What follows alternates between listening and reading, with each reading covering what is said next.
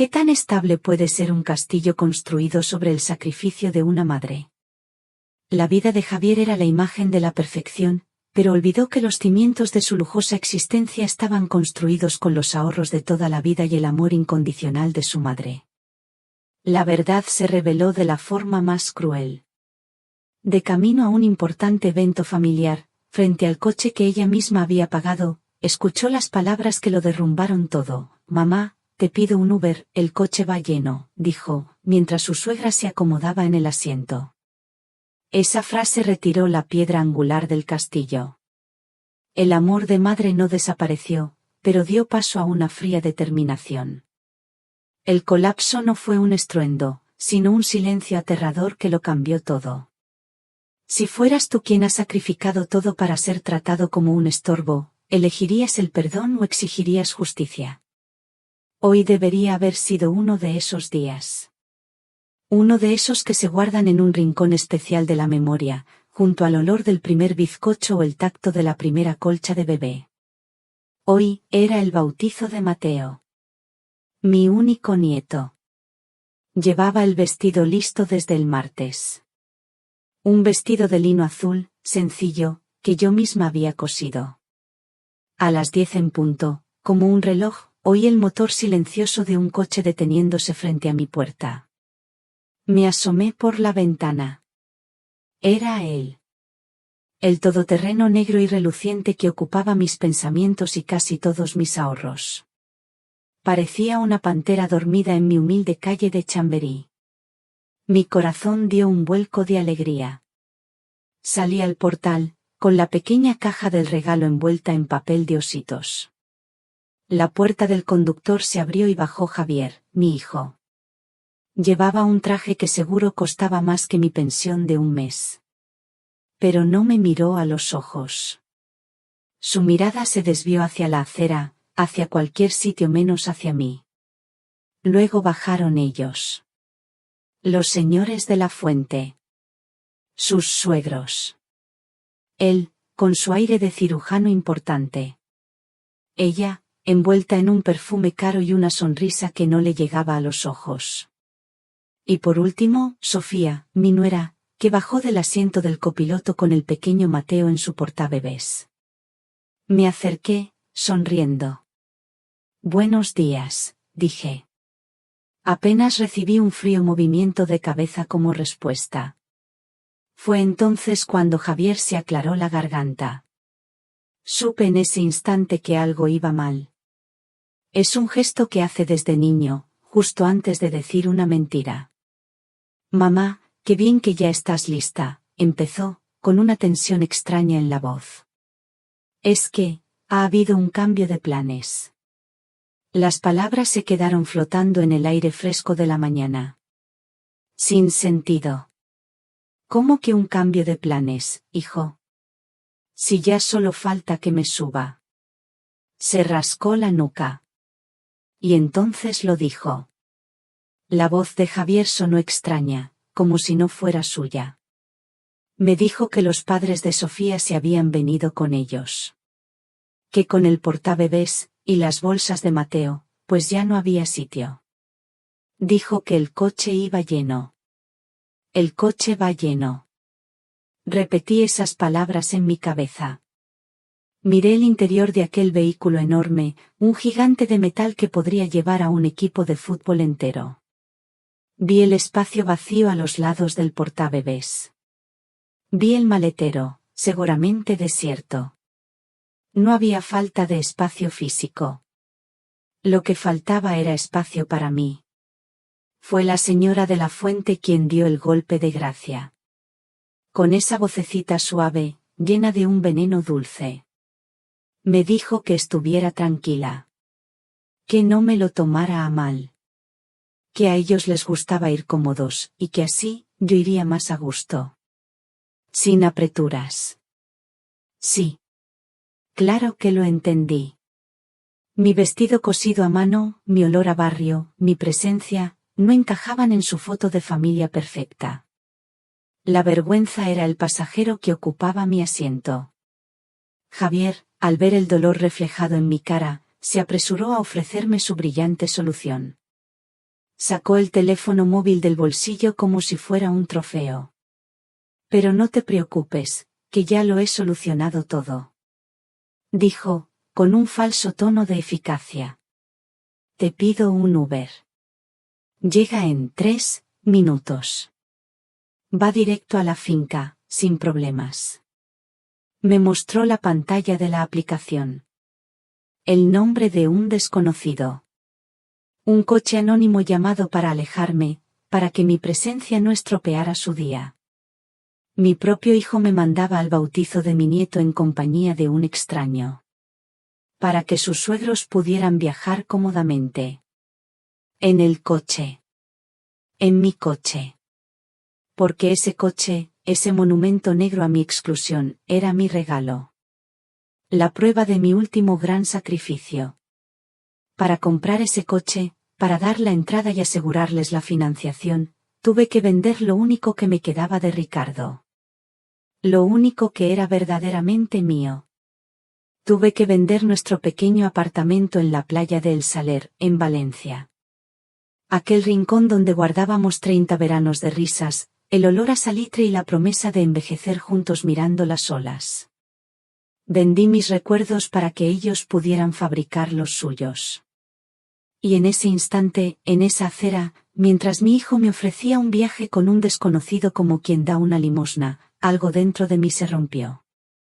Una viga maestra que había sostenido mi amor incondicional durante 40 años. Se hizo añicos.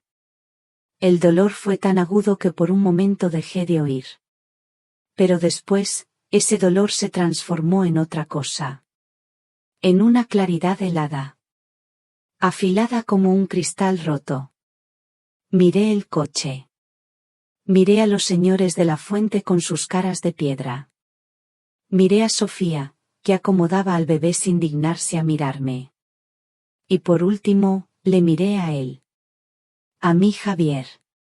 Y sonreí. No fue una sonrisa triste. Ni resignada. Fue una sonrisa tranquila. Genuina.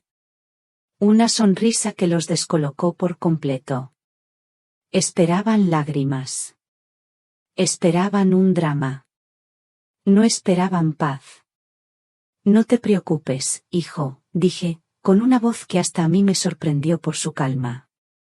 Es una idea excelente. Muy práctica. De verdad. El Uber llegó. Un coche sencillo, limpio. El conductor, un muchacho amable, bajó para abrirme la puerta. Y mientras el coche se alejaba, miré por el espejo retrovisor. Allí estaban ellos, de pie junto a la pantera negra. La imagen perfecta. El gesto de triunfo en el rostro de mi nuera. La sonrisa se borró de mi cara. La reemplazó una determinación fría. Abrí el bolso. Saqué el móvil y la pequeña libreta donde apunto los números importantes. El conductor me observó por el espejo. ¿Todo bien, señora? Mejor que nunca, joven, respondí. Mejor. ¿Qué? Nunca. Busqué un número en la libreta. El de la financiera. El del contrato que llevaba mi nombre. Marqué. El trayecto hasta la finca sería largo. Tendría tiempo de sobra. El clic de la puerta del Uber al cerrarse no fue un final. Fue el sonido del botón de arranque. El arranque de mi nueva vida. ¿Sabes, cariño? A veces, cuando cierro los ojos, todavía puedo olerlo. No el ambientador de pino que Sofía rocía por toda la casa como si quisiera borrar cualquier rastro de vida real, no. Hablo del olor a sal y a pino de verdad, el que se colaba por el balcón de nuestro pequeño apartamento en El Saler. Se mezclaba con el aroma del café que Ricardo preparaba cada mañana, un café fuerte, sin azúcar, como le gustaba a él. Ese era el olor de la felicidad. Nuestro apartamento, no era gran cosa, si lo miras con los ojos de ahora. 60 metros cuadrados, un dormitorio, un baño que siempre tenía arena en la ducha sin importar cuántas veces barriera, y una pequeña cocina donde apenas cabíamos los dos. Pero el balcón, ¡ay!, el balcón era nuestro palacio. Desde allí se veía un trocito de mar, un pedazo de azul intenso que se asomaba entre los pinos del parque natural. Para nosotros, era el mundo entero. Ricardo y yo lo compramos con el sudor de nuestra frente, literalmente. Él trabajaba turnos dobles en la fábrica y yo cosía para afuera, hasta que se me cansaban los ojos y los dedos se me quedaban rígidos. Cada peseta que ahorrábamos iba a una lata de galletas que guardábamos debajo de la cama. Era nuestro sueño. Ricardo siempre decía, con esa sonrisa suya que parecía iluminarlo todo, ya verás, Carmela, un día tendremos un sitio donde el único ruido sea el de las olas. Y lo conseguimos. Recuerdo el día que nos dieron las llaves como si fuera ayer. No llevamos muebles ni nada, solo una botella de sidra y 2 vasos de plástico. Nos sentamos en el suelo polvoriento, mirando el atardecer pintar el cielo de naranja y rosa a través de la ventana. Brindamos por nuestra vida, por nuestro esfuerzo. Cuando nos jubilemos, nos vendremos aquí a contar las olas, me susurró al oído, y su promesa se quedó grabada en las paredes desnudas de aquel lugar. Ese apartamento se convirtió en nuestra caja de recuerdos. Cada verano, cada fin de semana que podíamos escaparnos, lo llenábamos de risas. Allí fue donde Javier aprendió a nadar, con sus bracitos regordetes chapoteando mientras Ricardo lo sostenía con un orgullo que no le cabía en el pecho. Allí celebramos nuestro 25º aniversario de bodas, bailando un pasodoble imaginario en el pequeño salón. Las paredes de ese lugar oyeron más te quieros que ninguna iglesia. Eran te quiero susurrados, dichos sin motivo aparente, simplemente porque el sol brillaba o porque la paella de los domingos había salido especialmente buena. Cuando Ricardo se fue, ese apartamento fue mi refugio. El piso de la ciudad se me hacía enorme, silencioso. Cada rincón me gritaba su ausencia. Pero en el Saler, allí todavía podía sentirlo. Me sentaba en el balcón durante horas, con una taza de manzanilla entre las manos, y casi podía oír su voz en el murmullo del viento entre los pinos. Hablaba con él, le contaba mis cosas, cómo iba Javier en la universidad, las pequeñas tonterías del día a día. Era mi manera de mantenerlo vivo, de seguir siendo su Carmela. Era nuestro lugar sagrado. Javier siempre había amado ese apartamento tanto como yo. De pequeño, no había manera de sacarlo del agua. De adolescente, se llevaba allí a sus amigos. Incluso cuando empezó a salir con Sofía, pasaron allí algunos fines de semana. Yo estaba feliz de que lo disfrutaran. Pensaba que él entendía lo que ese lugar significaba. Pero la gente cambia. O quizás, simplemente, aprende a esconder mejor lo que de verdad piensa. Después de que se casaron, todo empezó a ser diferente, de una forma tan sutil que al principio ni me di cuenta. Fue como una corriente suave que te va arrastrando sin que lo notes. Javier, mi Javier, el que se devoraba mis guisos y decía que mi tortilla de patatas era la mejor del mundo, de repente empezó a hablar de comida fusión y reducir los carbohidratos. Eran palabras de Sofía, saliendo de la boca de mi hijo.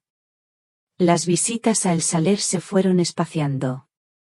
Primero fue porque estaban muy ocupados con la boda. Luego, con la hipoteca de su nuevo piso. Es que está un poco lejos, mamá, decía Javier.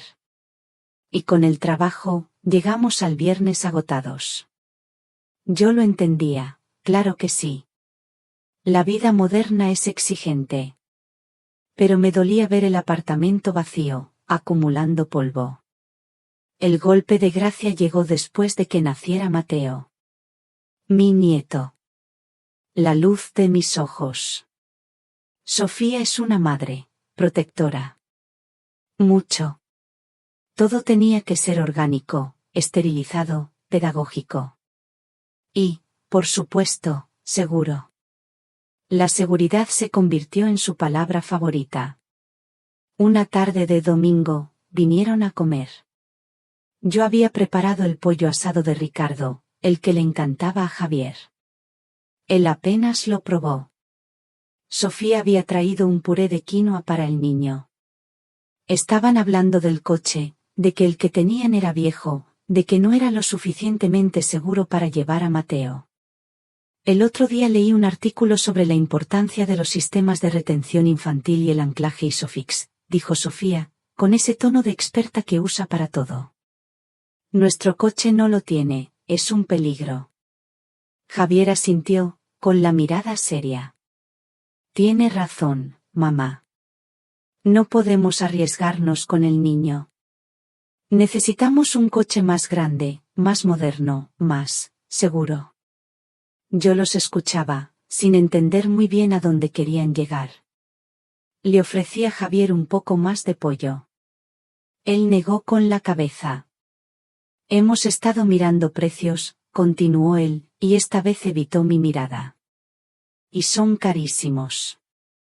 Con la hipoteca y los gastos del bebé, es imposible para nosotros ahora mismo. Hubo un silencio. Sofía se levantó para mecer a Mateo, que había empezado a gimotear. Desde el otro lado del salón, dijo, como si se le acabara de ocurrir, es una pena que el apartamento de la playa esté tan desaprovechado, ¿verdad, Carmen? Con lo que valen ahora las propiedades en la costa. El corazón me dio un vuelco. De repente, entendí. La sangre se me heló en las venas. Miré a Javier, buscando en sus ojos al niño que construía castillos de arena, al joven que me había prometido que cuidaría de nuestro rincón para siempre. Pero solo vi al marido de Sofía, a un hombre preocupado por la seguridad y los anclajes ISOFIX. El apartamento, susurré. Piénsalo, mamá, dijo Javier, ahora sí, mirándome directamente. Su voz era suave, razonable. La voz que usas para convencer a un niño de que se tome la medicina. Tú ya casi no vas. Se está estropeando de estar cerrado. Y es un dinero que nos vendría de maravilla. Sería por la seguridad de Mateo, para que tu nieto vaya en un coche como Dios manda. Por la seguridad de Mateo. Usaron a mi nieto. Fue una jugada maestra, tengo que reconocerlo. ¿Qué abuela diría que no a la seguridad de su nieto? Me hablaron de lo práctico que sería, de que así yo no tendría que preocuparme por el mantenimiento, por los impuestos. Me dijeron que el dinero de la venta sería como un colchón para mí también, por si algún día lo necesitaba. No me presionaron. No directamente. Fueron inteligentes. Me hicieron sentir que la decisión era mía, que era lo más lógico y sensato. Que aferrarme a un montón de ladrillos viejos era un capricho egoísta frente a las necesidades de mi familia. Cedí. ¿Qué otra cosa podía hacer? Me sentí acorralada por su lógica, por su amor protector hacia mi nieto. Me convencí a mí misma de que Ricardo lo habría entendido. Él también habría querido lo mejor para Javier y para el pequeño. El día de la firma en la notaría llovía. Un día gris, frío, que encajaba perfectamente con el estado de mi alma. La oficina del notario era impersonal, con muebles oscuros y un silencio que pesaba. Javier estaba a mi lado, pero era como si un muro de cristal nos separara. Sofía no vino, dijo que tenía que quedarse con el niño. El comprador era una pareja joven, extranjeros, rubios y sonrientes. Hablaban de sus planes para reformarlo, para poner suelos de microcemento y una cocina abierta al salón. Yo asentía, intentando sonreír, mientras por dentro sentía que me estaban arrancando la piel a tiras. Cuando el notario me pasó la pluma para que firmara, mis manos temblaban. Era una pluma pesada, fría. El papel estaba lleno de cláusulas que no entendía. Solo veía el espacio en blanco donde debía escribir mi nombre.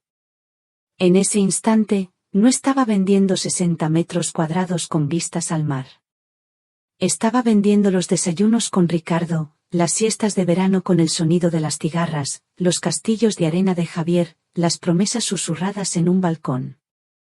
Estaba vendiendo mi pasado.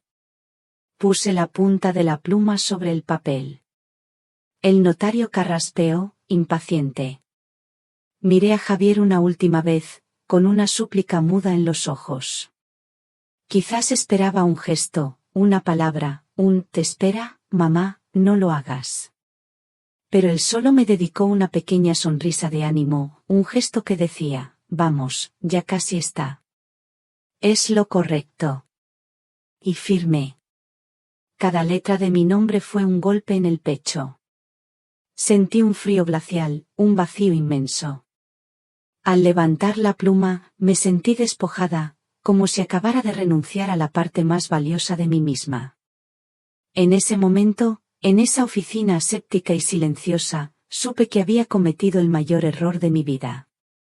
Le había puesto precio a mis recuerdos y se los había entregado a unos extraños. El coche se desliza por la noche de la ciudad, y las luces de los semáforos y los escaparates se convierten en largas cintas de colores a través de la ventanilla. Son un borrón, igual que mis pensamientos hace apenas unos minutos. El murmullo del motor es un zumbido constante, una nana extraña que, en lugar de adormecerme, me ha despertado. Me miro en el reflejo del cristal. Veo el rostro de una mujer mayor, con el pelo cuidadosamente peinado para una fiesta a la que no va a llegar. Veo las arrugas alrededor de mis ojos, mapas de una vida de risas, de lágrimas y, últimamente, de una paciencia estirada hasta el límite. Pero esta noche, en esos ojos cansados, veo una chispa. Una brasa que creía extinguida, cubierta por las cenizas de la costumbre y el no querer crear problemas. Ya no. El peso en mi pecho, esa opresión que me ha acompañado durante años, empieza a disolverse. Es reemplazado por una calma fría, una claridad que me asusta y me fortalece al mismo tiempo.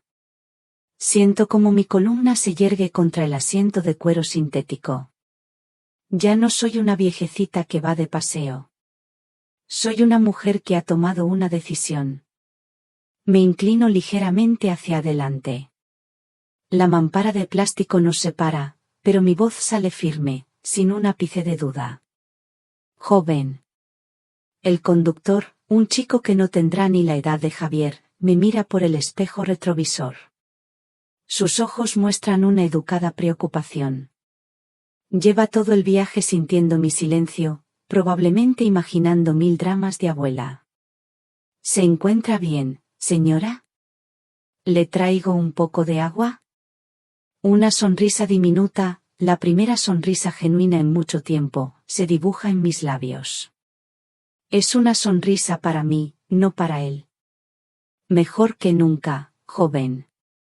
De la vuelta, por favor. Volvemos a casa. El chico frunce el ceño, confundido. Pero, la dirección que me dio, la fiesta. Ha habido un cambio de planes, lo interrumpo, con una amabilidad que no admite discusión. Por favor, vuelva a mi casa. Le pagaré el viaje completo y las molestias, no se preocupe. Él duda un segundo, probablemente pensando que estoy senil, pero hay algo en mi tono que le hace obedecer. Sin decir más, pone el intermitente y realiza un cambio de sentido en la siguiente rotonda. Ahora, las luces de la ciudad fluyen en la dirección contraria. Estamos volviendo. Y yo también. Estoy volviendo a mí. Durante el trayecto de regreso, no miro por la ventana. Abro mi bolso, ese bolso grande donde siempre llevo de todo, por si acaso. Busco mi teléfono. Mis manos no tiemblan. Busco la cartera donde guardo los documentos importantes. Allí está, doblada en 4, la copia del contrato de financiación del coche. El papel está gastado en los pliegues. Lo he leído docenas de veces, sin entender la mitad de las palabras, solo sintiendo la injusticia de mi nombre en un documento para un lujo que yo no disfruto. Pero esta noche, lo veo con otros ojos. No es una sentencia. Es un mapa. Y estoy buscando el punto débil. El plan tomó forma. No con rabia, sino con la precisión de un cirujano. La rabia es un fuego que se consume a sí mismo y te deja exhausta. La precisión es un bisturí de hielo. Corta, limpia y va directo al origen del problema.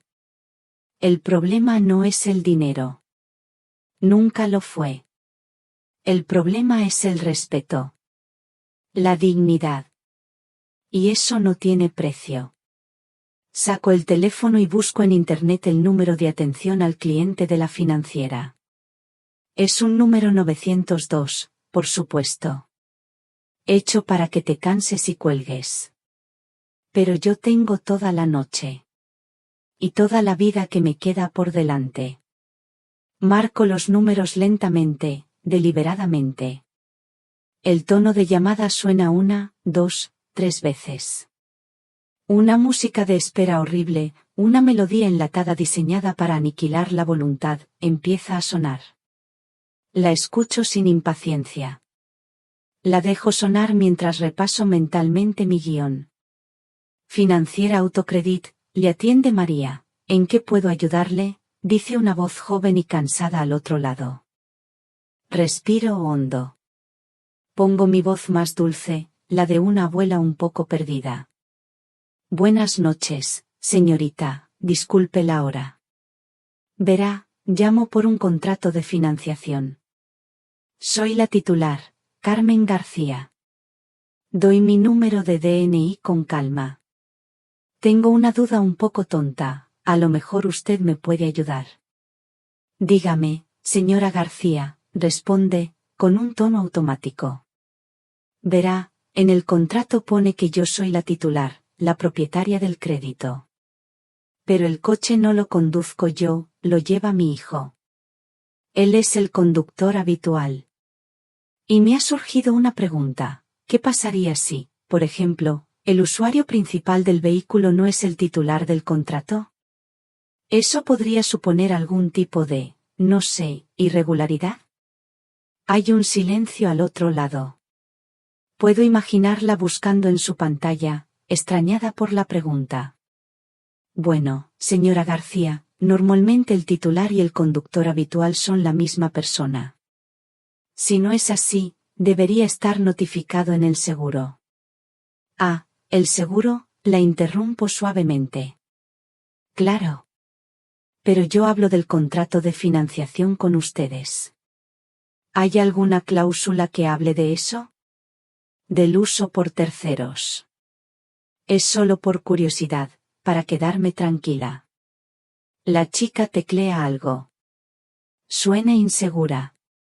Tendría que revisar las condiciones generales, señora. Normalmente, mientras los pagos estén al día, no hay problema. Ya veo, digo. Otra cosita, si no es mucha molestia. En mi contrato, yo figuro como titular, pero también como avalista de mí misma. ¿Es eso posible? Es que no lo entiendo muy bien. ¿Uno puede ser su propio avalista? ¿O significa que si yo no pago, responde mi hijo, que es el que usa el coche? ¿O responde mi pensión?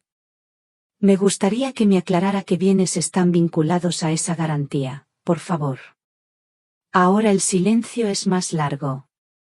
Le he hecho dos preguntas muy específicas, preguntas que no son de una abuela despistada. Son preguntas de alguien que ha encontrado el bisturí. Señora García, esa es una consulta legal compleja. Para eso debería hablar con el departamento jurídico mañana en horario de oficina. Yo no tengo acceso a esos detalles. La voz de la operadora ha perdido su tono automático. Ahora suena cautelosa. No se preocupe, bonita, no quería meterla en un lío. Llamaré mañana entonces. Es usted muy amable. Buenas noches. Cuelgo antes de que pueda responder. Miro el teléfono en mi mano. El coche se detiene suavemente frente al portal de mi casa. El viaje ha terminado. Y ha comenzado. Ya hemos llegado, señora, dice el conductor. Asiento y le pago con mi tarjeta, añadiendo una generosa propina. Muchas gracias, joven.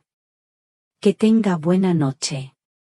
Igualmente, señora, dice, y todavía me mira como si intentara resolver un acertijo. Bajo del coche y siento el aire fresco de la madrugada en mi cara. Subo los escalones de mi portal, meto la llave en la cerradura y entro en el silencio de mi hogar. Pero ya no es un silencio de soledad. Es un silencio lleno de propósito.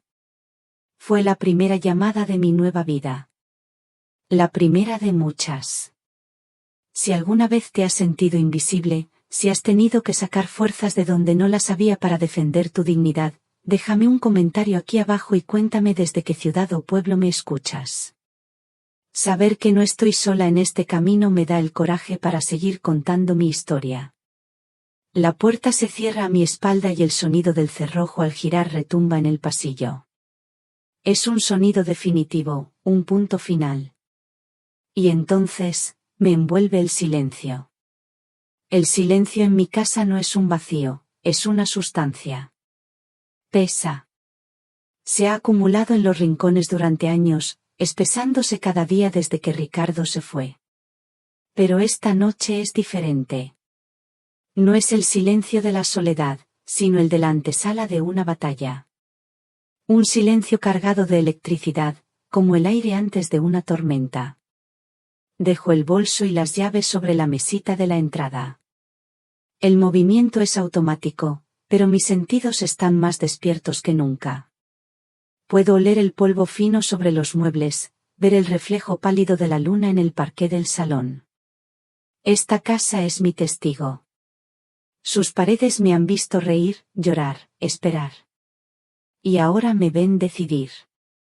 Paseo lentamente por el salón, mis dedos rozando el respaldo del sofá, la pantalla de una lámpara. Me detengo frente a la estantería. Allí, en un marco de plata, está Javier con 5 años, sin un diente y con una sonrisa que abarcaba el mundo entero. Sostenía un pez de plástico que había ganado en la feria.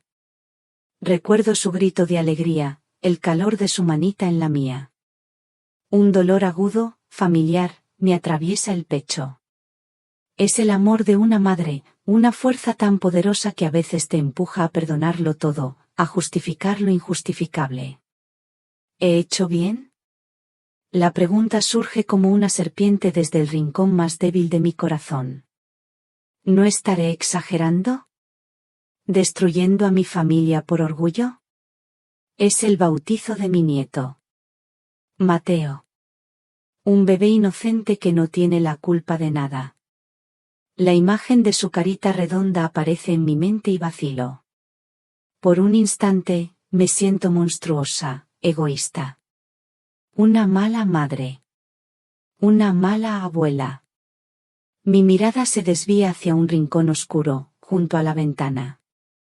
Allí sigue la pequeña silla de madera donde sentaba a Javier para ponerle los zapatos cada mañana antes del colegio. Sus pies apenas llegaban al suelo. Me contaba sus sueños, sus miedos a la oscuridad, sus planes para ser astronauta. ¿En qué momento ese niño dejó de hablarme? ¿Cuándo aprendió a usar palabras que no eran suyas, a valorar las cosas por encima de las personas? La duda me corroe. Es un veneno lento. Siento la tentación de coger el teléfono, de llamar, de decir que ha sido un error, un momento de locura. De volver a ser la Carmen de siempre, la que cede, la que entiende, la que pone la paz por encima de su propia alma. Pero entonces, mis ojos se posan en la cocina. Y algo dentro de mí se revela. No. No voy a llorar. No voy a deshacerme en un mar de autocompasión. Estoy cansada de estar triste. Con un propósito que nace de las entrañas, entro en la cocina y enciendo la luz. Abro la nevera. Saco los garbanzos que puse en remojo ayer por la noche por pura costumbre, sin saber que hoy se convertirían en un acto de resistencia. Saco el chorizo, la morcilla, un buen trozo de tocino, la carne de morcillo. Voy a prepararme un cocido madrileño. No una versión rápida, no una sopa de sobre. Un cocido de verdad. De los que tardan horas en hacerse, de los que llenan la casa con un aroma que habla de hogar, de cuidado, de tiempo. Pongo la olla grande en el fuego. Echo el agua, la carne, los huesos. Mientras corto las zanahorias y las patatas, mis manos se mueven con una memoria ancestral. Cada corte es preciso. Cada gesto es una afirmación. Estoy aquí. Existo. Y voy a cuidarme. El agua empieza a hervir y un vapor cálido empaña el cristal de la ventana. El suave chup chup de la cocción es el único sonido en la casa. Es un sonido reconfortante, un latido. Por primera vez en mucho tiempo, no me siento sola. Me tengo a mí. Y es entonces cuando el silencio se rompe. No es un sonido fuerte, es una vibración violenta sobre la encimera de mármol. Mi teléfono. Brilla y zumba como un insecto furioso atrapado en un frasco. Un zumbido. Otro. Y otro más. Una sucesión de pequeñas convulsiones que anuncian la llegada de la tormenta digital. Seco mis manos en el delantal y lo cojo. La pantalla está iluminada con una cascada de notificaciones de WhatsApp. Todas de Javier. Mi corazón da un vuelco, esa estúpida esperanza de madre. Quizás se ha preocupado. Quizás me pregunta si he llegado bien. Abro el primer mensaje. ¿Se puede saber dónde te has metido? Leo el segundo. Mamá, contesta. Estamos todos aquí esperándote. El tercero. ¿Se puede saber qué broma es esta? Estás arruinando el bautizo de tu nieto. Sofía está histérica. No hay ni una sola pregunta por mí. Ni un ¿estás bien? Nada. Solo la preocupación por la fiesta, por las apariencias, por la histeria de Sofía. La duda que sentía hace unos minutos se evapora como el vapor en la ventana. La decepción es tan clara, tan pura, que ya no duele. Solo aclara. Me da la razón con una contundencia brutal. No soy su madre. Soy un problema que está arruinando su evento social. Una calma glacial me invade. Mis dedos, que antes preparaban con cariño un cocido, ahora se mueven con una firmeza helada sobre la pantalla táctil. Escribo mi respuesta. Es corta. Precisa como un bisturí. No es ninguna broma, Javier. Hablaremos cuando aprendas a preguntar cómo estoy. Le doy a enviar. El doble check azul aparece casi al instante. Sé que lo ha leído. Imagino su cara de incredulidad, su rabia. Imagino a Sofía a su lado, alimentando el fuego. Y entonces, hago algo que no he hecho en años. Mantengo pulsado el botón lateral del teléfono hasta que la pantalla me ofrece una opción. Deslizo el dedo sobre apagar. La pantalla se vuelve negra. El zumbido cesa. El silencio vuelve a la cocina. Pero ya no es el mismo. Ya no pesa. Es ligero. Es mío. Es el sonido de mi libertad. El único sonido que queda es el suave hervor del cocido. El aroma empieza a llenar el aire. Huele a hogar. A mi hogar. La luz de la mañana se filtra por las persianas, dibujando rayas de polvo danzante en el aire silencioso de mi salón. El aroma del cocido de anoche todavía flota, un recuerdo cálido de mi pequeño acto de rebelión. Pero con la luz del día llega también la cruda realidad. La valentía de la madrugada se siente ahora frágil, expuesta. Una cosa es apagar el teléfono en un arrebato de dignidad, otra muy distinta es sostener esa decisión cuando el sol está alto y el mundo sigue girando. Sé que no puedo hacer esto sola. La guerra que estoy a punto de empezar no se gana con ollas de cocido ni con silencios desafiantes. Se necesita estrategia, apoyo. Se necesita un ejército, por pequeño que sea. Y mi ejército, desde que tengo uso de razón, siempre ha tenido un general, Pilar. Pilar es mi amiga del alma, mi hermana de vida. Nos conocemos desde que llevábamos lazos en el pelo y compartíamos los bocadillos de mortadela en el patio del colegio. Ha visto mis mejores y mis peores momentos. Conoce la historia de cada una de mis arrugas. Con ella no necesito fingir, no necesito explicarme. Con las manos ligeramente temblorosas, enciendo el teléfono. Lo hago con el miedo de una artificiera desactivando una bomba.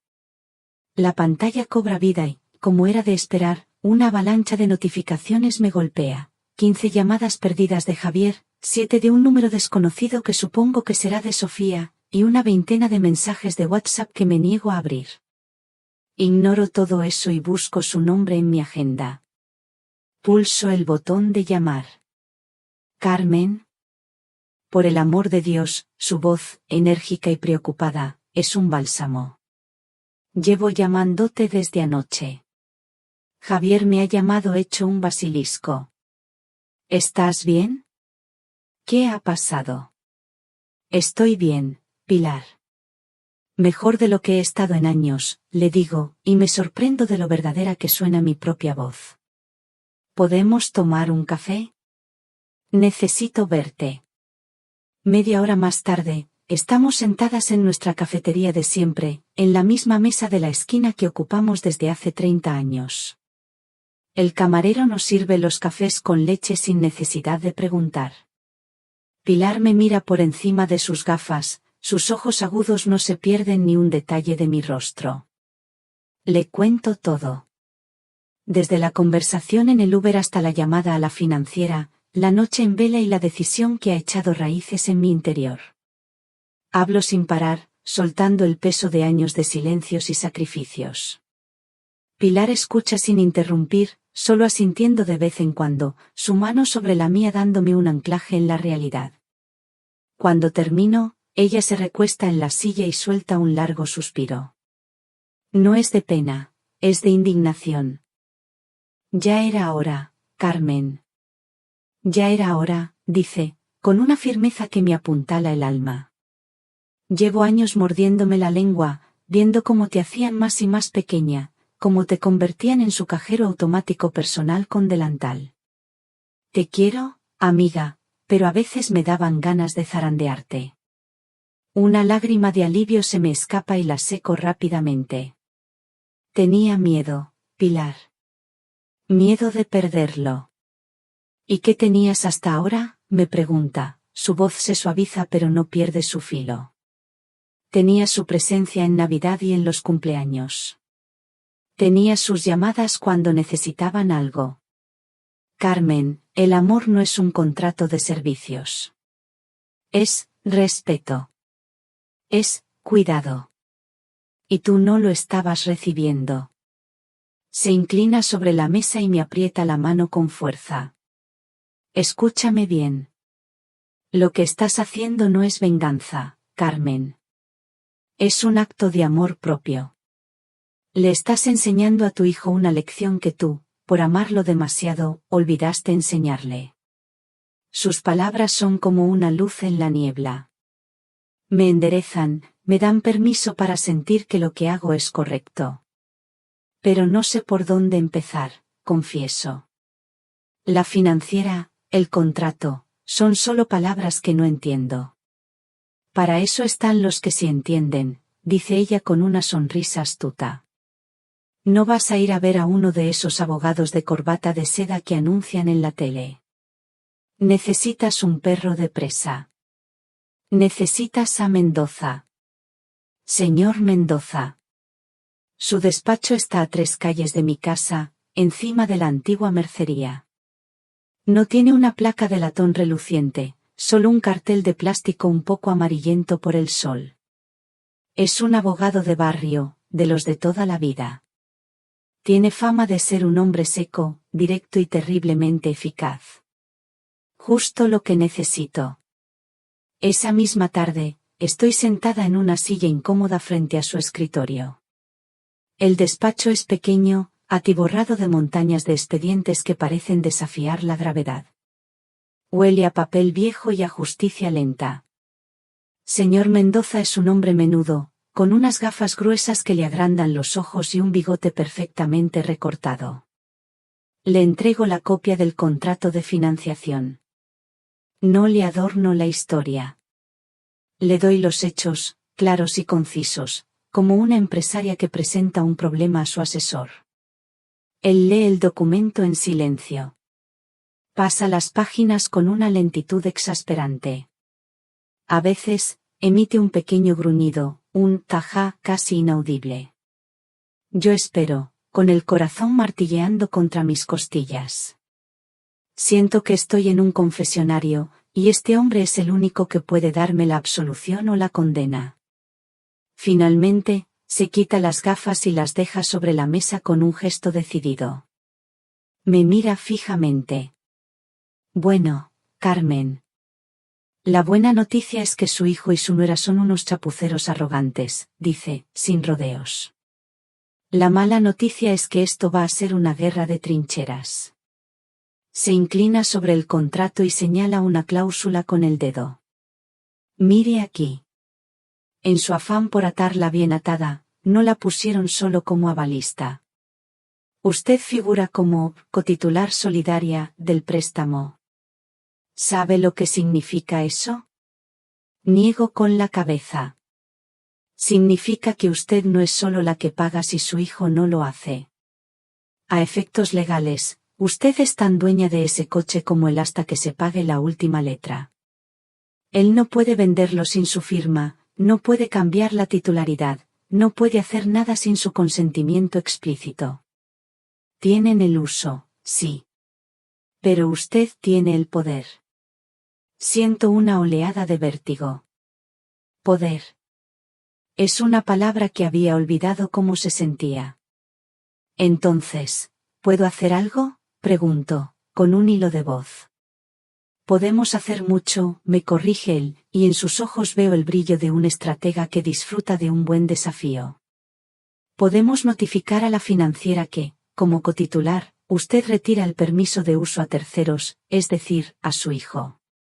Podemos exigir la devolución del vehículo o renegociar las condiciones del pago para que él asuma su parte como corresponde. Hay varias vías. Pero entonces, su rostro se pone serio. Se reclina en su silla y junta los dedos de las manos. Y ahora, la advertencia, Carmen, dice, y su tono cambia. Ya no es el estratega, es el veterano que conoce al enemigo. Esto no va a ser bonito.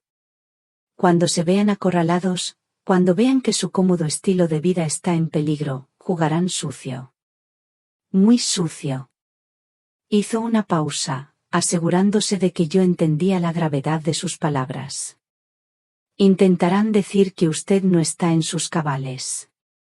Usarán su edad en su contra. Hablarán de incapacidad senil, de que no sabía lo que firmaba cuando vendió el apartamento, ni lo que firmó con esto. Intentarán pintarla como una anciana senil y rencorosa para que un juez le quite el control no solo de esto, sino de todo su patrimonio. ¿Está preparada para eso? Su pregunta queda flotando en el aire cargado de polvo del despacho. Me mira, esperando una respuesta. Y yo, en lugar de sentir miedo, siento una extraña paz.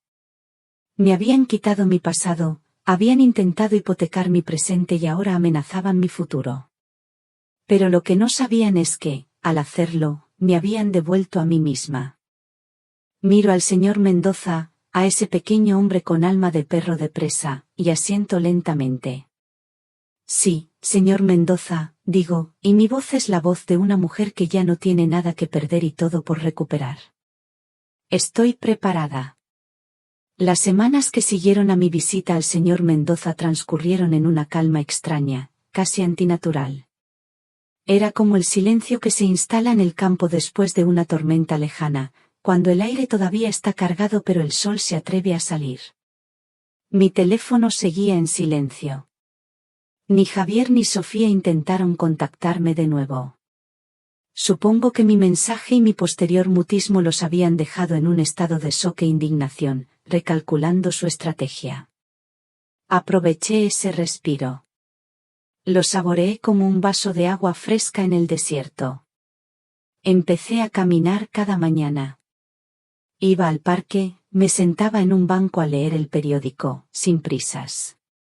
Me reencontré con amigas que había descuidado, tomé cafés que no eran interrumpidos por llamadas urgentes para hacer de niñera. Pilar y yo recuperamos nuestra costumbre de ir al mercado los jueves, no solo a comprar, sino a charlar con los tenderos, a sentir el pulso de la vida del barrio. Redescubrí el placer de las pequeñas cosas, el olor de la tierra mojada, el sabor de una fruta de temporada, el simple hecho de ser la dueña de mi tiempo. Estaba reconstruyendo mi vida, ladrillo a ladrillo, sobre los cimientos de mi propia dignidad. Pero sabía que esa paz era temporal. Sabía que al otro lado, en su adosado con jardín y su coche de alta gama, se estaba gestando el contraataque. Mendoza me lo había advertido, la primera batalla, Carmen, casi nunca es la más ruidosa. Es la más taimada. Y llegó. Un martes por la mañana. No con una llamada furiosa ni con un mensaje lleno de reproches. Llegó con el timbre de la puerta. Era el cartero, un chico joven con una carpeta oficial bajo el brazo. «¿Carmen García?», preguntó, revisando sus papeles. «Tengo un burofax para usted. Necesito que me firme aquí». Burofax. La palabra resonó en mi cabeza. Es el arma de los que quieren que conste, de los que preparan el terreno para los tribunales. Sentí una punzada de frío en el estómago, pero mis manos no temblaron al coger el bolígrafo y firmar. Le di las gracias al chico, cerré la puerta y me apoyé en ella un segundo, con el sobre rígido y oficial en la mano. No lo abrí de inmediato. Fui a la cocina, puse la cafetera al fuego y esperé a que el café subiera, llenando el aire con su aroma familiar y reconfortante. Me serví una taza, me senté en la mesa del salón y solo entonces, con la calidez de la porcelana entre mis manos, abrí el sobre. El papel era grueso, con el membrete de un bufete de abogados que sonaba caro y poderoso, Sotelo, Ibáñez y Asociados. El texto era un laberinto de párrafos educados y terminología legal, pero el mensaje era tan claro como una bofetada. Lo leí despacio, saboreando la ponzoña que se escondía detrás de cada palabra. Hablaban en nombre de mi hijo, Javier. Expresaban su profunda y filial preocupación por mi reciente comportamiento errático y aislado. Citaban mi ausencia en el bautizo como un síntoma alarmante. Qué curioso, pensé con una ironía amarga, no les preocupó mi comportamiento cuando firmaba para que tuvieran su coche. El párrafo central era una obra de arte de la manipulación. Me invitaban formalmente a una reunión de conciliación familiar, a celebrar en su prestigioso despacho, por supuesto. El objetivo de la reunión era, según ellos, dialogar amistosamente sobre las mejores vías para garantizar mi bienestar futuro, tanto en lo referente a mi salud mental como a mi estabilidad financiera. Salud mental. Estabilidad financiera. Eran las mismas palabras que Mendoza había usado. La trampa estaba servida, con un lazo de seda y perfumada con falsa preocupación. No era una invitación, era una amenaza. Un intento de arrinconarme, de examinarme, de ponerme la etiqueta de anciana senil antes incluso de pisar un juzgado. Querían que me asustara, que me sintiera pequeña y sola ante el poder de su bufete y la supuesta legitimidad de su causa. Pero lo único que sentí fue una rabia fría y lúcida. Y una extraña sensación de gratitud hacia ellos. Al mostrar sus cartas tan pronto, me habían confirmado que yo iba un paso por delante. Cogí el teléfono y llamé a mi abogado. «Ha llegado, señor Mendoza», le dije, mi voz tranquila y firme. El burofax de la filial Preocupación. Pude casi oír la sonrisa tensa de Mendoza al otro lado de la línea. «Tráigamelo, Carmen. El juego ha comenzado».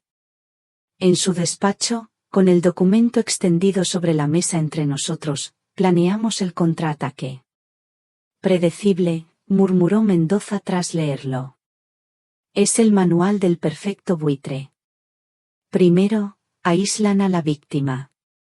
Segundo, cuestionan su capacidad. Tercero, se ofrecen como salvadores. Bien, vamos a darles una respuesta que no esperan». Mi médico de cabecera me hizo un chequeo completo la semana pasada, incluyendo las pruebas cognitivas que me recomendó, le informé, adelantándome a su pregunta. «El informe dice que estoy», y cito textualmente, «más lúcida que muchos de 30». Mendoza soltó una carcajada seca, un sonido parecido al de dos piedras chocando. «Magnífico. Eso será nuestro escudo.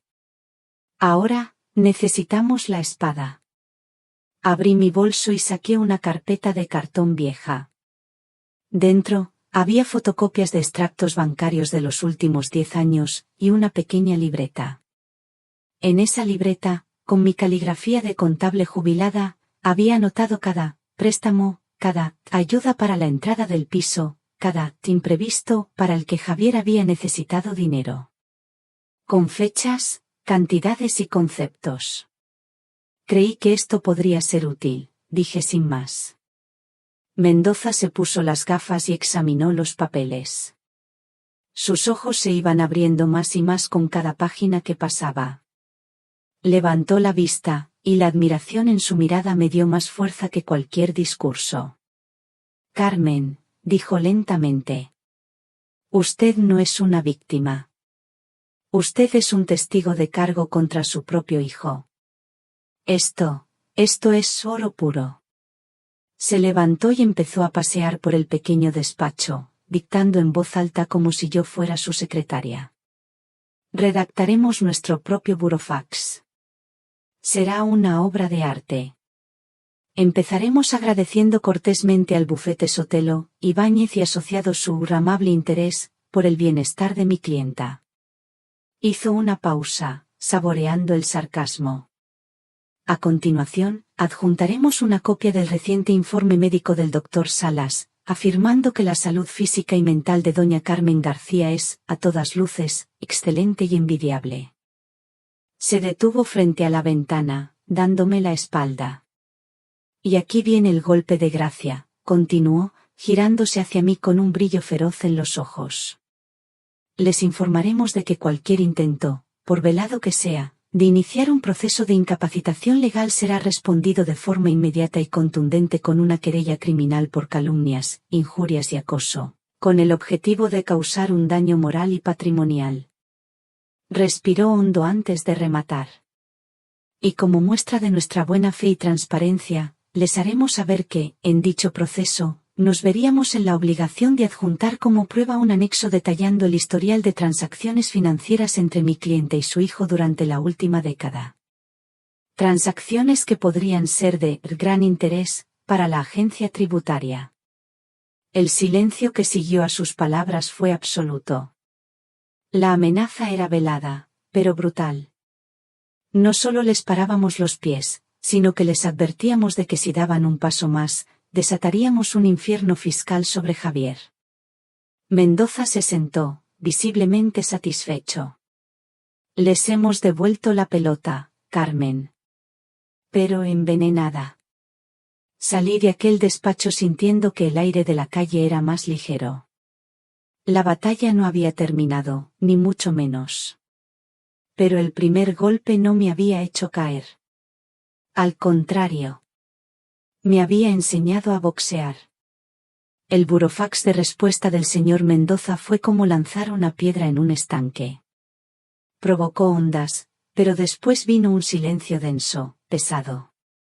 Sabíamos que, al otro lado, en las oficinas de Sotelo, Ibáñez y Asociados, estarían estudiando nuestro movimiento, sopesando los riesgos y planeando el siguiente asalto. Esa espera, esa quietud cargada de tensión, podría haberme consumido.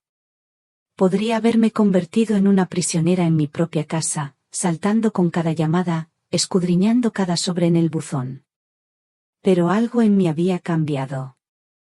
Ya no estaba dispuesta a poner mi vida en pausa por los caprichos o las amenazas de otros. Fue Pilar, como no, la que me dio el empujón definitivo. Una tarde, mientras tomábamos un chocolate con churros, me vio remover la taza sin parar, con la mirada perdida. Carmen, me dijo, posando su mano sobre la mía para detener el movimiento nervioso de la cucharilla.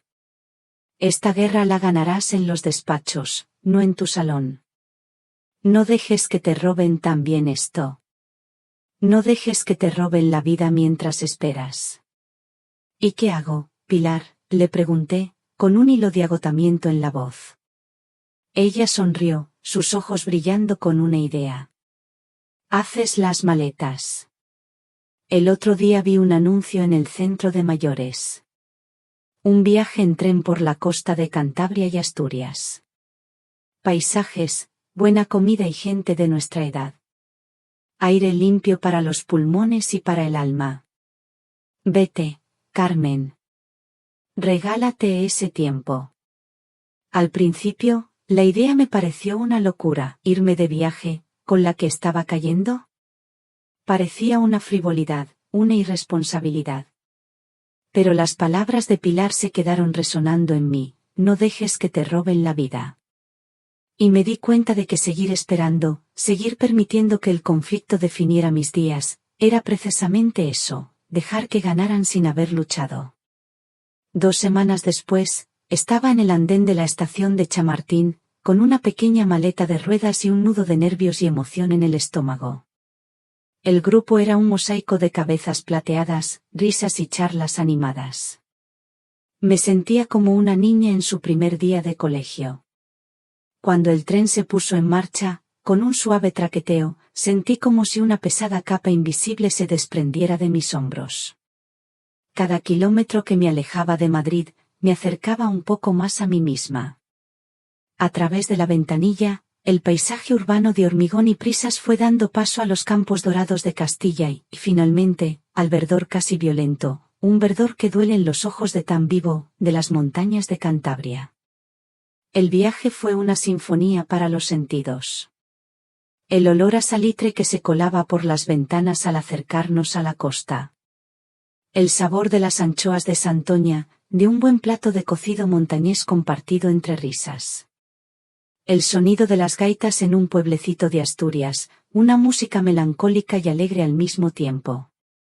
Y sobre todo, el color del mar Cantábrico, un azul salvaje y poderoso, tan diferente del Mediterráneo tranquilo de mis recuerdos con Ricardo. Me hice amiga de un pequeño grupo de mujeres. Consuelo, una viuda de Bilbao con un humor afilado como un cuchillo. Amparo, una maestra jubilada de Salamanca que sabía el nombre de cada flor y cada pájaro. Hablábamos de todo y de nada. De nuestros achaques, de las recetas que mejor nos salían, de las series de televisión que nos enganchaban. Y a veces, en la confianza de un atardecer frente al mar, hablábamos de nuestros hijos. Una tarde, en Cudillero, aquel pueblo de Cuento colgado de un acantilado, me escapé del grupo.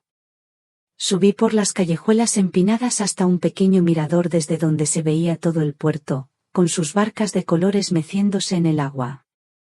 El aire era puro, frío, y olía a mar y a tierra mojada. Allí, sola, frente a la inmensidad del océano, dejé que todo saliera. No lloré. Simplemente respiré. Inhalé la paz de aquel lugar y exhalé años de angustia, de culpa, de soledad. Pensé en Ricardo. Pensé en el apartamento de El Saler, en sus promesas de contar las olas. Y por primera vez, no sentí dolor, sino una serena gratitud. Ricardo, Si me vieras ahora, susurré al viento. Creo que estarías orgulloso. Orgulloso no por la batalla que estaba librando, sino porque por fin estaba viviendo por mí. Porque estaba contando olas nuevas, en un mar diferente. Esa noche, durante la cena, Consuelo debió notar algo en mi mirada. Estás distinta hoy, Carmen, me dijo en voz baja, mientras el resto del grupo debatía sobre el mejor tipo de orujo. Más ligera. Le sonreí y decidí contarle un poco de mi historia. No los detalles legales, sino el peso del corazón. Le hablé de la dificultad de querer a un hijo más que a una misma, de cómo ese amor puede convertirse en una jaula dorada. Ella me escuchó en silencio, y cuando terminé, me dijo algo que nunca olvidaré. Mis hijos son buenos chicos, ¿sabes? Pero un día me di cuenta de que se habían acostumbrado a que yo fuera solo su red de seguridad. Su madre. La que siempre estaba, la que nunca fallaba, la que nunca pedía nada. El día que les dije que vendía la casa del pueblo para dar la vuelta al mundo, casi les da un infarto. No por el dinero, sino porque, por primera vez, yo tenía un plan que no los incluía a ellos. Les costó, pero lo entendieron. A veces, Carmen, la mejor lección que podemos darles es demostrarles que nuestra vida es nuestra. Sus palabras fueron un espejo. Me vi reflejada en su historia. En el tren de vuelta a Madrid, ya no miraba el paisaje con nostalgia, sino con expectación. El viaje no había sido una huida, había sido un entrenamiento. Me había recordado que mi mundo era infinitamente más grande que un contrato de financiación o una disputa familiar. Me había devuelto la perspectiva. Este viaje me enseñó que, incluso cuando el camino por delante está lleno de niebla, siempre hay paisajes hermosos esperando ser descubiertos. Mi viaje aún no ha terminado, y la verdadera batalla aún está por llegar. Si has llegado escuchando hasta aquí, ayúdame comentando un 1 aquí abajo, para que sepa que todavía tengo compañeros de viaje a mi lado. Vuestra presencia es el mayor aliento para seguir y contar la parte final de esta historia. Regresé de mi viaje al norte con el sabor del salitre todavía en la piel y el verde intenso de los prados grabado en la memoria. Volví a mi rutina, a mis paseos matutinos y mis cafés con Pilar, pero algo fundamental había cambiado. Ya no caminaba con la cabeza gacha, anticipando el siguiente golpe. Caminaba erguida, con la calma de quien ha recuperado el control de su propio mapa. La espera ya no era una fuente de ansiedad, sino un simple compás de tiempo. Sabía que la bomba que el señor Mendoza había colocado bajo los cimientos de su arrogancia tenía un temporizador, y que mi única tarea era vivir mi vida mientras la cuenta atrás llegaba a su fin. Y la bomba, finalmente, estalló. La noticia, como todas las noticias importantes en esta nueva etapa de mi vida, no llegó directamente. No hubo una llamada de Javier, ni de Sofía, ni de sus caros abogados. La noticia llegó a través de Pilar, una tarde de jueves, mientras escogíamos tomates en el puesto de Manolo en el mercado. No te vas a creer la última, Carmen, me dijo en voz baja, acercándose mientras fingía examinar unos pimientos. Su tono no era de chismorreo, sino de asombro. Me lo ha contado mi prima, la que trabaja en la gestoría de los de la Fuente, los padres de Sofía. Mi corazón dio un pequeño salto, pero mantuve la compostura. Cogí un tomate, lo sopesé en mi mano. Parecía firme, maduro. ¿Y qué cuenta tu prima?, pregunté con una calma que me sorprendió a mí misma. Pues cuenta que don Anselmo de la Fuente, el patriarca, montó en cólera cuando recibió el burofax de tu abogado. Al parecer, es un hombre muy celoso de sus asuntos fiscales. Pilar sonrió con malicia. No le hizo ninguna gracia la sugerencia de que una investigación a fondo de las finanzas de su yerno pudiera salpicar sus propios negocios. Son gente práctica, Carmen. No invierten en causas perdidas.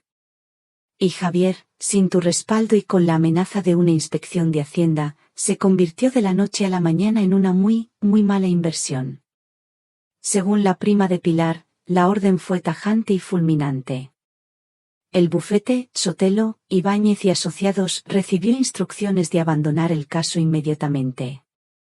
Cualquier apoyo económico o logístico a la joven pareja fue cortado de raíz. El mensaje era claro: estáis solos. No sentí alegría. No sentí el triunfo que quizás debería haber sentido. Solo un vacío frío, el tipo de silencio que sigue a un derrumbe. El castillo de naipes que habían construido tan cuidadosamente, con mi dinero y mis sacrificios, se estaba viniendo abajo porque le habían quitado la carta fundamental, el miedo que me tenían. O más bien, el que habían dejado de tenerme. Los efectos no tardaron en hacerse visibles, y de nuevo, me llegaron a través de ecos, de voces de terceros que me pintaban el cuadro de la debacle. El golpe más simbólico fue el del coche. Me lo contó Marisa, mi antigua vecina del barrio de toda la vida, que se acercó a hablar conmigo un día en la panadería. Fue a plena luz del día, Carmen. Una vergüenza, me dijo, bajando la voz como si temiera que las paredes oyeran. Llegó una grúa, con 2 hombres de mono. Sofía salió a la puerta, pálida como el papel. Discutió con ellos, gesticulaba, decía que era un error. Javier no estaba. Ella tuvo que vaciar el coche allí mismo, en la acera. Sacó la sillita del niño, unas bolsas de la compra. Todos los vecinos mirando desde las ventanas. Se le caía la cara de vergüenza, pobre chica. Cuando la grúa se llevó ese armatoste tan grande, ella se quedó allí de pie, en medio de la calle, completamente perdida. Mientras escuchaba el relato de Marisa, no pude evitar imaginar la escena. El SUV de lujo, símbolo de su estatus, de su seguridad, siendo arrastrado ignominiosamente calle abajo. El pilar central de su vida de apariencias, arrancado de cuajo a la vista de todos. Era una justicia poética, sí, pero terriblemente cruel. El golpe final, el que lo derribó todo, también me llegó a través de Pilar unas semanas más tarde.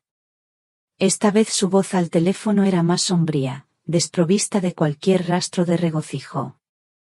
«¿Se han separado, Carmen?», me dijo sin rodeos. «Sofía ha cogido a Mateo y ha vuelto a casa de sus padres. Parece que la vida sin el coche de lujo, sin las cenas en restaurantes caros y con un marido ahogado en deudas que ya no puede cubrir, no era tan idílica». Hubo gritos. Muchos gritos. Los vecinos los oyeron durante días. Colgué el teléfono y me acerqué a la ventana. La tarde caía sobre la ciudad, tiñendo el cielo de tonos anaranjados y violetas. La belleza de aquel atardecer contrastaba brutalmente con la fealdad de la historia que acababa de escuchar. Y fue entonces cuando la verdad de mis sentimientos me golpeó con toda su fuerza. No sentí alegría. Solo un profundo y amargo alivio. El castillo que construyeron con mi sacrificio se había derrumbado, y debajo de los escombros estaba mi hijo. Solo. Despojado de sus lujos, de su mujer, de la vida artificial que se había montado. Me dolía. Me dolía con un dolor de madre, un dolor primario e irracional. Ver a tu hijo fracasar es un tipo de infierno, incluso cuando sabes que ese fracaso es la única medicina posible para su enfermedad. Comprendí que mi lucha nunca había sido contra él, sino por él. Por el niño que se había perdido en el camino, por el hombre que había olvidado que el valor de una persona no se mide por lo que tiene, sino por lo que es. Esta caída no era mi victoria sobre él. Era su necesaria, terrible y solitaria oportunidad para encontrarse a sí mismo. La guerra había terminado. No hubo desfile de la victoria, solo el silencio de un campo de batalla después del último disparo. Y en medio de ese silencio, una pregunta quedaba flotando en el aire: ¿qué crece después de que todo ha sido arrasado? Pasó el otoño, llevándose las últimas hojas de los árboles y dejando el esqueleto gris del invierno. Los meses se deslizaron uno tras otro en una rutina tranquila y sanadora. Mi vida había encontrado un nuevo ritmo, uno marcado por mí, no por las necesidades de otros. Los paseos, los cafés con Pilar, mis clases de tai chi en el centro de mayores, la lectura. Eran pequeñas alegrías que, juntas, construían una fortaleza de paz a mi alrededor. La guerra había terminado, y aunque no había habido un tratado de paz, el silencio del enemigo era, en sí mismo, una forma de victoria. Había aprendido a vivir sin esperar. Sin esperar una llamada, una disculpa, una explicación. Había aceptado el vacío y había empezado a llenarlo conmigo misma. Por eso, cuando una mañana de febrero vi el sobre en mi buzón, mi primer instinto no fue de esperanza, sino de una profunda y cansada suspicacia. No era un burofax. Era un sobre blanco, normal y corriente. Mi nombre y mi dirección estaban escritos a mano. Reconocí la letra al instante. Hacía años que no la veía sobre un papel, solo en firmas apresuradas o en notas cortas, pero era inconfundible. Era la letra de Javier. Subí a casa con el sobre en la mano, sintiendo su peso, mucho mayor que el de unos simples gramos de papel. Lo dejé sobre la mesa de la cocina. Me quité el abrigo. Puse agua a calentar para una tila. Necesitaba un ritual, un anclaje, antes de abrir lo que temía que fuera una nueva caja de Pandora. Esperaba una petición, un lamento, una culpa velada. Esperaba cualquier cosa, excepto lo que encontré. Con las manos temblorosas, abrí el sobre. Dentro había 2 folios de cuaderno, arrancados y doblados. El texto llenaba ambas caras. Me senté y, con el vapor de la tila empañando ligeramente mis gafas, empecé a leer. La voz que leía en mi cabeza era la de mi hijo, pero una versión que no había escuchado en mucho tiempo. Era una voz despojada de arrogancia, desnuda, casi rota. Mamá. No sé muy bien cómo empezar esto. Sé que no tengo ningún derecho a escribirte, ni a pedir que me leas. Si rompes esta carta ahora mismo, lo entenderé. Probablemente es lo que merezco. Han pasado muchos meses. Meses en los que he tenido demasiado tiempo para pensar, y casi todas las noches, mis pensamientos acaban en el mismo sitio, en ti. Quiero que sepas que esta carta no es para pedirte nada. Ni dinero, ni ayuda, ni siquiera perdón.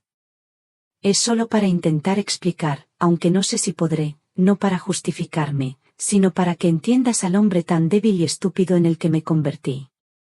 Yo vivía muerto de miedo, mamá. Un miedo constante a no ser suficiente. Me casé con una mujer cuya familia me miraba por encima del hombro, y en lugar de demostrar mi valía con mi trabajo o mi carácter, como papá me enseñó, intenté comprar su respeto. Compré un coche que no podía pagar, un estilo de vida que me ahogaba, una apariencia que no era la mía. Y te usé a ti como mi banco personal para financiar esa mentira. Cada vez que te pedía dinero, una parte de mí te odiaba por dármelo, porque me recordabas lo fraude que era. Y otra parte, la más pequeña y cobarde, te necesitaba para seguir con la farsa. El día del Uber, no solo te dejé en la acera, mamá. Dejé mi dignidad en ese coche, y la vendí por la aprobación vacía de gente que nunca me respetó. Cuando me plantaste cara, cuando apagaste el teléfono, no rompiste solo con la fiesta. Rompiste el espejo en el que yo me negaba a mirarme. Y tuve que ver al monstruo que era. Perderlo todo fue rápido. Sofía no estaba enamorada de mí, sino del estatus que yo intentaba proyectar. Cuando eso se desvaneció, ella también lo hizo. Y no la culpo. Yo tampoco querría estar con el hombre que era entonces. Me quedé solo, en un apartamento alquilado minúsculo, con una deuda que era un monstruo que me despertaba por las noches. Durante semanas no hice nada, solo compadecerme. Pero un día, el dinero se acabó del todo. Y tuve que hacer algo que no hacía desde que era un adolescente, buscar trabajo de verdad. Nadie me quería para un puesto de oficina. Mi currículum era un chiste. Acabé trabajando en el almacén de una empresa de transportes. Turno de noche. Cargando cajas. Las primeras semanas fueron un infierno. Me dolía todo el cuerpo, pero lo que más me dolía era el orgullo. Yo, con mi carrera y mis ínfulas, moviendo palés. Pero entonces, algo empezó a cambiar. El cansancio físico acallaba el ruido de mi cabeza. El sueldo, aunque fuera poco, era mío. Me lo había ganado con el sudor de mi espalda. Por primera vez en años, sentí algo que no sentía desde que trabajaba con papá en el taller los veranos. Sentí que valía para algo. Que no era un fraude. Ahora vivo en una habitación alquilada. Sigo en el almacén. Como de menú del día. Y, ¿sabes qué? Duermo por las noches. No es la vida que soñé, pero es una vida real. Es mía. No sé si algún día podrás perdonarme. Yo mismo estoy aprendiendo a hacerlo. Solo quería que supieras que la lección, aunque ha sido brutal, la he entendido. Me enseñaste a ser un hombre honrado, y yo elegí ser un muñeco de escaparate. Ahora estoy intentando aprender a ser aquel hombre de nuevo.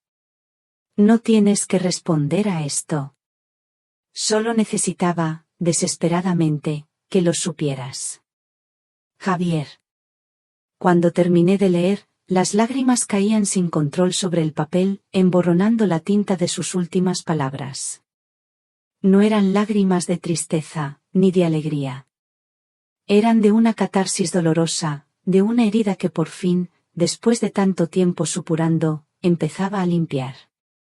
El niño que se había perdido, el que me contaba sus sueños de ser astronauta, me estaba hablando de nuevo a través de la caligrafía torpe de un hombre roto que intentaba reconstruirse.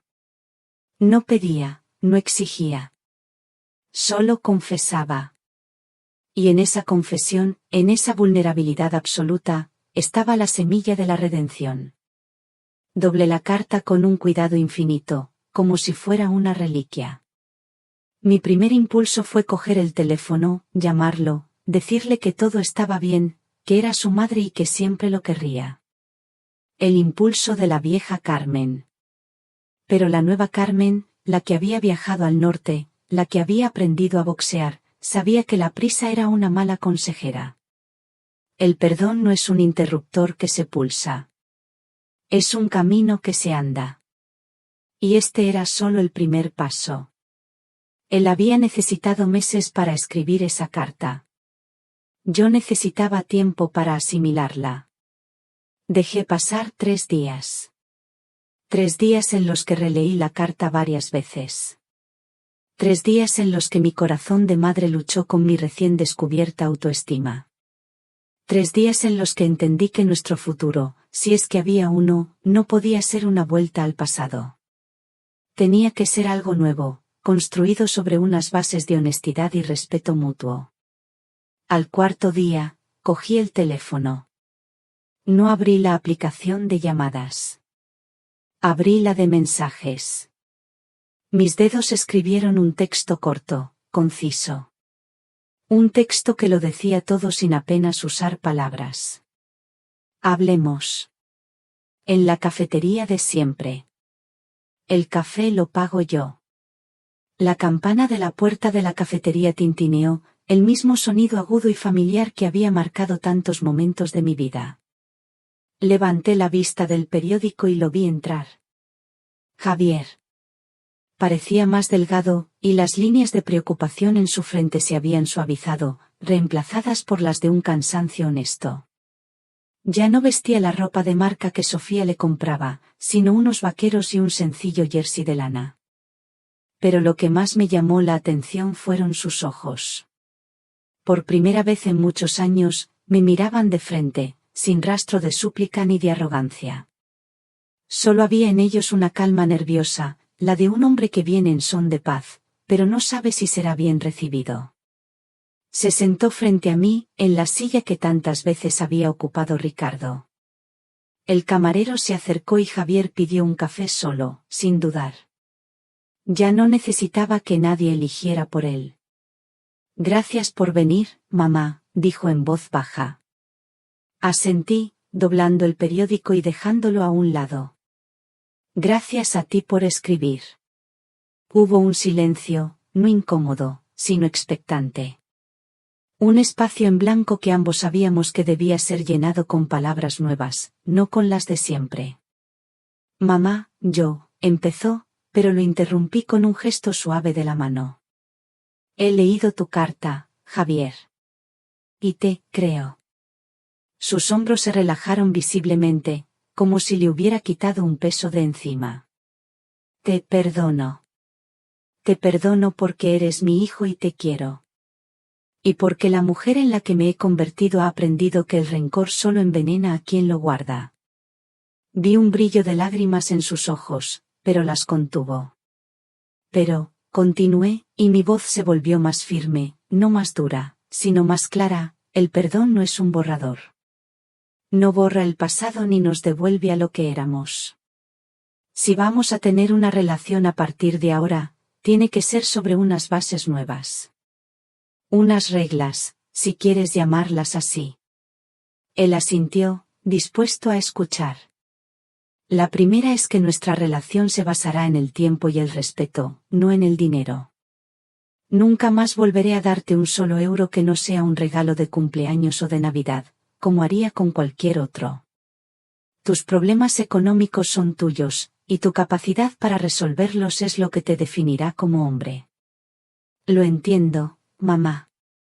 Es lo justo, dijo sin dudar. La segunda, proseguí, es que yo tengo mi vida. Una vida que me gusta, que he construido para mí. Tengo mis viajes, mis amigas, mis clases. Eres una parte importantísima de mi vida, Javier, pero ya no eres el centro de ella. Te querré incondicionalmente, pero no estaré disponible incondicionalmente. La tercera y última es simple, honestidad. No más medias verdades. No más apariencias. Prefiero a un hijo que carga cajas en un almacén y me lo cuenta con la frente alta, que a un director de empresa de mentira que se avergüenza de su madre. Cuando terminé, él me miraba con una expresión que era una mezcla de tristeza por el pasado y un profundo alivio por el futuro. Son buenas reglas, mamá, dijo finalmente. Ojalá las hubiéramos tenido siempre. Cuando el camarero trajo la cuenta, saqué mi monedero antes de que él pudiera hacer un gesto. Pagué los 2 cafés. Como le había prometido. Era un gesto pequeño, pero significaba el fin de una era y el comienzo de otra. Han pasado 3 años desde aquel café. Mi apartamento ya no es un santuario de recuerdos silenciosos. Sus paredes están decoradas con fotos de mis viajes, los acantilados de Irlanda, los mercados de colores de Marruecos, los fiordos noruegos. Mi pasaporte tiene más sellos que en toda mi vida anterior. Ahora mismo, estoy haciendo la maleta para un viaje por los pueblos blancos de Andalucía con Pilar y Consuelo, la amiga que hice en el viaje al norte. La puerta suena y sonrío. Es jueves. Javier entra, me da 2 besos. Viene una vez por semana, después de su trabajo. Ahora es encargado en el almacén. Es un puesto humilde, pero suyo. Me cuenta de su día, le pregunto por el mío. Me ha traído un libro que acaba de terminar. ¿Te gustará, mamá? La protagonista es una mujer de armas tomar. Nos reímos. A veces trae a Mateo, que ya es un diablillo de 5 años que me llena la casa de ruido y de preguntas. Sofía y él comparten la custodia de forma civilizada. Han encontrado una paz funcional por el bien del niño. Javier está aprendiendo a ser padre en sus propios términos, no en los que le imponían. Nuestras conversaciones son tranquilas, las de 2 adultos que se quieren y se respetan. No hay deudas entre nosotros, ni emocionales ni económicas. Me ayuda a bajar la maleta al portal y se despide con un abrazo. Un abrazo de verdad. Cuando se va, no me siento sola. Salgo al balcón. La tarde es suave y la ciudad bulle con su música habitual. En la mesita, junto a una maceta de geranios, he dejado mi bolso listo para mañana. De él asoma una esquina de mi abono transporte, la tarjeta con la que me muevo por Madrid con una libertad que ningún coche me dio jamás. La miro y sonrío, una sonrisa que nace muy adentro. Recuerdo a la mujer asustada en el asiento trasero de aquel Uber. Recuerdo el frío del despacho del notario. Recuerdo la rabia, la soledad. Y no siento amargura. Siento una extraña y profunda gratitud. A veces, la vida tiene que romperte por completo para que puedas reconstruirte y descubrir la pieza que siempre te faltó, tú misma. Toda mi vida enseñé a otros a conducir para ser libres. Pero la verdadera libertad no estaba en la llave de un coche, sino en el valor de tomar el volante de tu propia vida, aunque el primer paso sea bajarse de él. La historia de Carmen termina aquí.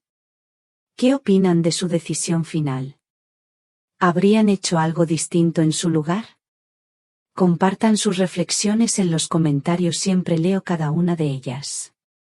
Si esta historia les ha hecho pensar o sentir algo, no olviden dejar un me gusta, compartirla con alguien que crean que también podría emocionarse, y suscribirse para no perderse los próximos relatos.